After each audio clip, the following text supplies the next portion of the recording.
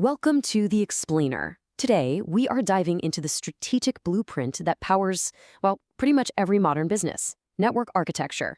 And look, this isn't just about cables and servers. This is literally the foundation for your entire career in technology. So let me ask you this. What's the real difference between a network that just limps along, always failing, and one that absolutely flies? Is it just about having the fastest, most expensive gear? Not at all. It all comes down to the design. The architecture. A solid architecture means reliability and innovation. A bad one? It's just constant headaches, limited growth, and it can seriously jeopardize a business. All right, so here's our game plan for today. We're going to start with the fundamentals, the physical hardware you can actually see in a server room. From there, we'll climb our way up into the world of virtualization, software, and pure code. By the end, you're going to see how networks have evolved from just being boxes and cables into these incredibly dynamic, intelligent systems that run our world. Okay, let's jump right in with the modern network blueprint. And we're calling this your career foundation for a very good reason. This stuff isn't just for senior architects with decades of experience. Understanding this is absolutely critical for your entire career, whether you're starting out at the help desk or aiming for that corner office. So what are we even talking about here? Well, the easiest way to think about network architecture is like the blueprints for a massive skyscraper. It's the master plan, right? It dictates how every single floor, every pipe, every wire connects and functions together. Just like a weak foundation limits how high you can build, a poor network architecture limits a company's speed, its security, and its ability to grow. And here's the really cool part.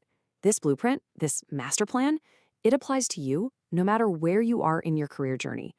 On day one at a help desk job, you might be focused on one tiny part of that blueprint, like troubleshooting a single port on a switch. A few years later, as a network admin, you're looking at a bigger piece, making sure the whole system has backup paths to prevent downtime. And eventually, you could be the systems architect designing the entire thing or a cloud engineer automating the whole shebang with code. It's all the same blueprint. So where do we start with this blueprint? We've got to start at the very bottom, right? With the physical hardware layer. We're talking about the gear you can literally walk up to and touch in a data center. The racks, the switches, the cables. This is where it all begins. It is the bedrock everything else is built on. Now, at the heart of this physical layer, you've got switches, and you have a choice to make. On one hand, you have an unmanaged switch. It's basically the power strip of the network world. You just plug things in, and they work. Simple. But then you've got the managed switch. This is more like a sophisticated smart home hub.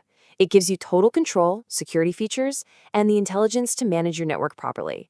For any serious business, that control is absolutely essential.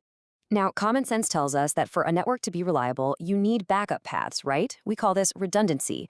But here is a massive catch. If you just start plugging in extra cables to create those backup paths, you can accidentally create a loop. Imagine a highway roundabout where they forgot to build any exits. The cars would just circle and circle and circle, creating a catastrophic traffic jam. That's a broadcast storm on your network, and it will bring everything to a screeching halt. So how do we fix this? How do we get the reliability of extra connections without the disaster of a broadcast storm? Well, this is where a brilliant little bit of network magic comes in, and it's called Spanning Tree Protocol, or STP. Think of it as the ultimate traffic cop for your network. It's smart enough to see all the possible routes, and then it logically blocks the redundant ones to prevent those loops. But the second the main path fails, bam, STP instantly opens up one of those backup routes, and the traffic keeps flowing. It's genius. All right, so we've laid our physical foundation. We've got our racks, our switches, and STP is making sure everything's running smoothly. Now we're ready to climb up to the next level of abstraction. This is where things get really interesting because we start separating the software from the physical hardware it runs on. And the piece of software that makes this all possible is called the hypervisor. You can think of it like a magician who takes one incredibly powerful physical server and poof, carves it up into a bunch of smaller, totally separate virtual machines, or VMs. Each one of those VMs thinks it has its own dedicated computer, which gives us incredible efficiency and flexibility. But, of course, there's a little more to it. You've got two main flavors of hypervisor. A Type 1 hypervisor is what we call bare metal. Think of it as the foundation of a building. It's installed directly onto the server's hardware. This is the heavy-duty stuff you'll find in data centers. Then you have Type 2. That's more like an app you'd run on your laptop, sitting on top of an operating system like Windows or Mac OS. It's awesome for testing and development, but for real production workloads, Type 1 is king. Okay, so this whole idea, this decoupling of software from hardware, it leads us to the next huge, and I mean huge, leap forward. Software-defined networking, or SDN. This quote really nails it. What SDN does is take the decision-making part of the network, the brain, out of every individual switch and router and puts it in one central place. And the way SDN pulls this off is by splitting the network into different planes. Think of it like a human body. You've got the data plane. That's the hands and feet. These are the physical devices that just forward traffic wherever they're told. But the control plane, that's the centralized brain. It makes all the smart decisions for the entire network. By separating the brain from the body, we can program the whole network from one spot, which is an incredible game changer for agility. And this brings us to the very top of our ladder of abstraction. This is where we take that centralized brain from SDN and unlock its true potential. Because once you can program your network, you can automate it. This is where the line between being a network admin and a software developer gets really blurry, and we start managing massive networks not by clicking around, but by writing code. And that leads us to this amazing concept called infrastructure as code, or IAC.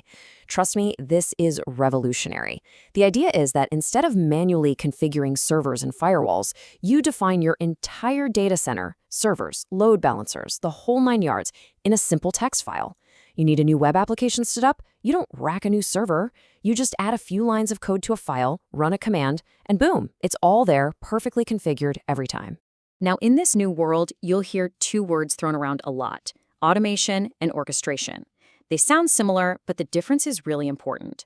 Automation is like programming a robot to do one specific task over and over, like adding a new user to a system. Orchestration, on the other hand, is like giving that robot a full playbook to build an entire car, coordinating dozens of different automated tasks in a very specific sequence. That's the real power, orchestrating entire workflows. So how is all this code managed safely? Well, it's managed using the exact same kind of pipeline that software developers use to build the apps on your phone. You know how you get those constant updates? It's because of a process just like this one. A developer makes a change, it gets automatically tested, and if everything passes, it gets merged into the live environment. We now apply those same safe, repeatable, and tractable principles to our entire infrastructure. Okay, we have covered a ton of ground, from physical cables all the way up to pure code. We've seen the big picture of how modern networks are built. Now it's your turn to dive into the details in Chapter 7. And as you do, I want you to keep a few key ideas in mind to connect everything we've talked about today. So as you're reading, actively look for these connections. Don't just memorize definitions. Ask yourself, why did we move from older hierarchical designs to new ones like spine and leaf? How is the hypervisor the key that unlocks all those cloud service models, like infrastructure as a service? And most importantly, how do the core principles of SDN make the power of infrastructure as code even possible? Connect those dots. So, I'll leave you with one final thought to chew on as you get into the material. As networks increasingly become defined by software, by code, what do you think are the skills that will define the next generation of IT leaders? It's not just about knowing how to configure a router anymore. It's about being an architect, a developer, and a strategist all rolled into one. Think about what that means for your career, because you all are the ones who are going to build what comes next.